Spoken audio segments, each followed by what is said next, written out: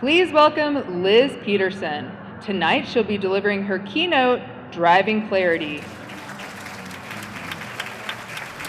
One day I was looking at a map of the United States and I realized that there were several places that I haven't been to.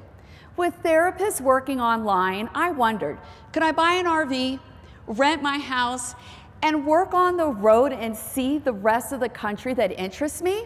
So just for fun, I went to the RV show. I was looking at 24, 26-foot RVs, but then I would see the 32-foot ones.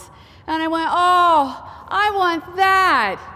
But I can never drive something like that. They are huge. But then I realized I need to change how I'm talking to myself. Take on a different narrative. Why can't somebody like me learn how to drive a 32-foot RV? Certainly I can hire somebody to teach me. So I bought it and I did it. But now I had to get it home. So now here I am trying to drive this 32-foot RV, going into these lane changes. Excuse me, I'm new here. This trip positioned me to see the United States in a way most people never will. I had 5 amazing conversations with strangers that changed not only how I perceive people, but made me a better leader, a better therapist, and a person by truly learning how to embrace empathy. To quote Robin Williams, everybody is going through something. Small talk can lead to big connections if you do it right. Here's what's wrong. Hot out there? Yup. There really isn't anything to work with to create conversation that leads to connection. I call those closed door questions.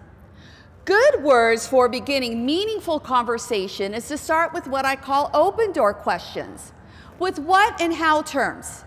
Now you want to avoid why, because you can accidentally put somebody on the defensive. So why did you think that? We don't want to go there. Here's an example with commenting. Oh, I see you have the Apple Watch. What features are you enjoying? Here's an example of a how question. How did you decide to completely change your career after the age of 40? Using open door questions with what and how allow for responses that are more conversational. Then when you hear something that is relatable, you comment on that or you ask a relevant question. And now you are building a scaffold where you can find a commonality and make a connection. Small talk isn't small when you are building up. I would like to introduce Nancy, who I met in Moab. I had to laugh because I'm a speech therapist who teaches social skills, and we literally had this conversation across the river, literally shouting. And then the conversation shifted, and she asked me if I liked living in Denver or if I felt like I was just existing. That struck me as a very powerful question. Are you happy with your current circumstance, or are you simply existing day in and day out? Based on your answer, can anything for you be different? So I would like to close with this. With every stranger I met, after establishing a quality connection, they trusted me with a part of their story. What I learned is that everyone is carrying something you can't see.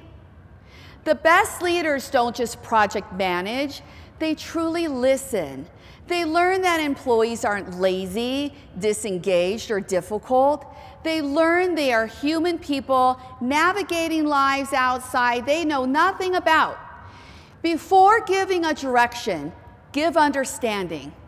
Empathy is not soft, it is strategic, builds trust, and creates an environment where people want to stay.